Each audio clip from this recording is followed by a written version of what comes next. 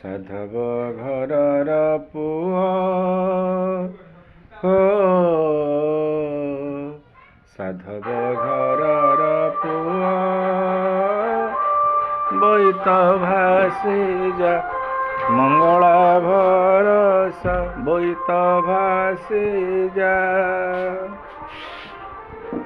ବିଗତ ଦିନର ସେହି ସଂସ୍କୃତି ସାଧବ ଘର ପୁଅମାନେ କାର୍ତ୍ତିକ ପୂର୍ଣ୍ଣମୀ ଦିନ ବୋଇତ ନେଇ ଦୂର ଦେଶକୁ ଯାଉଥିଲେ, ବାଣିଜ୍ୟ କାରବାର ସାରି ଫେରୁଥିଲେ।